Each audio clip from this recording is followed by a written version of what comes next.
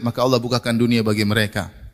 Falamma nasu ma dzukkiru bihi fatahna 'alaihim abwaaba kulli syai' hatta idza farihu bima utu akhadnahum baghtatan fa idza hum mublisun. Ya, kata Allah Subhanahu wa taala, tatkala mereka melupakan apa yang telah diberi peringatan kepada mereka, kami pun membukakan bagi mereka pintu segala sesuatu, dibukakan dunia bagi mereka. Sehingga ketika mereka sedang puas-puasnya dengan dunia, maka kami pun mengadab mereka. Maka dunia diambil secukupnya. Ketika berlebih-lebihan tentang dunia, maka seorang akan binasa. Dalam Al-Quran banyak sekali Allah memberikan perumpamaan-perumpamaan dari tumbuhan ataupun hewan. Semua itu agar manusia yang alim, manusia yang berilmu bisa berpikir, bisa mengambil pelajaran untuk bisa memahami. Berikut adalah suara kajian Ustadz Firanda Andirja. Linknya terdapat pada deskripsi. Terima kasih.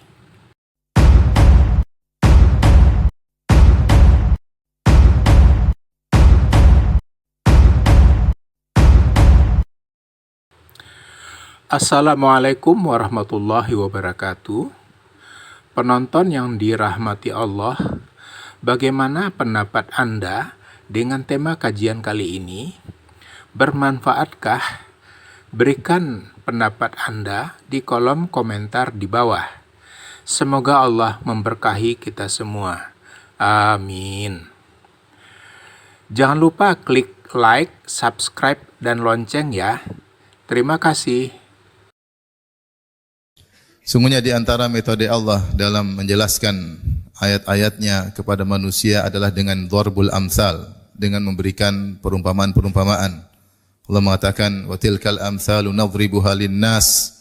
Demikianlah perumpamaan-perumpamaan kami berikan kepada manusia, la'allahum yatafakkarun, agar mereka berfikir. Dalam ayat yang lain, la'allahum yatadzakkarun, agar mereka bisa mengambil pelajaran. Dalam ayat yang lain kata Allah, wa ma yaqiluha illal alimun, dan tidak ada yang memahaminya kecuali orang-orang yang alim. Sampai ada sebagian salaf ketika membaca perumpamaan dari Allah, dia tidak paham, dia pun menangis. Dia mengatakan karena Allah berfirman, wa ma yaqiluha illal alimun, tidak ada yang paham tentang perumpamaan-perumpamaan tersebut kecuali orang yang berilmu. Dan perumpamaan yang Allah berikan dalam Al-Quran sangatlah banyak. Terkadang Allah beri perumpamaan berupa pohon, terkadang berupa hewan-hewan, terkadang berupa budak, terkadang berupa air, terkadang berupa api, dan berbagai macam perumpamaan yang setiap perumpamaan tersebut mengandung ilmu yang sangat dalam. Di antaranya pada kesempatan kali ini kita akan menyampaikan sedikit perumpamaan terkait perumpamaan yang Allah berikan berupa hewan-hewan.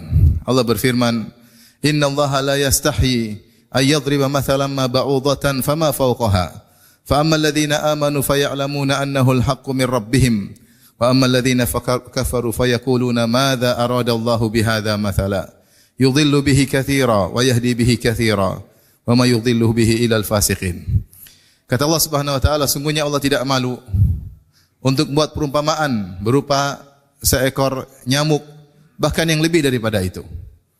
Adapun orang-orang yang beriman, mereka mengetahui perumpamaan tersebut adalah dari Allah Subhanahu wa taala. Kebenaran yang datang dari Allah Subhanahu wa taala. Adapun orang-orang kafir, maka mereka berkata, apa yang dikehendaki oleh Allah dengan perumpamaan tersebut?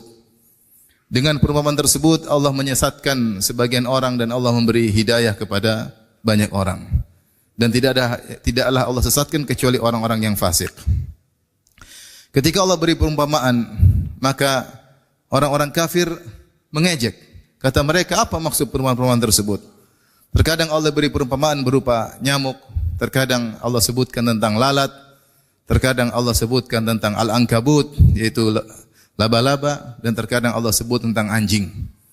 Maka mereka berkata, apa yang dikehendaki oleh Allah Subhanahu wa taala?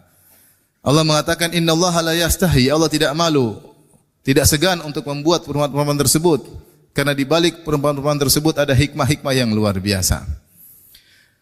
Di antara perumpamaan tersebut, di antaranya Allah menyebutkan tentang ba'udah. Innallaha la yastahi ay yadriba mathalan ma ba'udah. Sungguhnya Allah tidak malu untuk membuat perumpamaan tentang nyamuk. Sebagian ulama mengatakan ini adalah perumpamaan tentang dunia, tentang nyamuk. Nyamuk itu kalau dia lapar maka dia hidup, kalau dia kekenyangan maka dia pun mati. Itulah perumpamaan dunia. Siapa yang terlalu tenggelam dengan dunia maka dia akan binasa. Dan sebagian orang kafir disebutkan mereka ketika kafir maka Allah bukakan dunia bagi mereka. Falamma nasu ma dzukkiru bihi fatahna alaihim abwaaba kulli syai' hatta idza farihu bima utu akhadnahum baghtatan fa idza hum mublisun. Ya, kata Allah Subhanahu wa taala, tatkala mereka melupakan apa yang telah diberi peringatan kepada mereka, kami pun membukakan bagi mereka pintu segala sesuatu, dibukakan dunia bagi mereka. Sehingga ketika mereka sedang puas-puasnya dengan dunia, maka kami pun mengadab mereka. Maka dunia diambil secukupnya, ketika berlebih-lebihan tentang dunia, maka seorang akan binasa. Seperti nyamuk yang ketika menghirup sedikit maka dia bisa hidup, tapi kalau kebanyakan dia gemuk maka dia pun terjatuh dan akhirnya dia pun mati.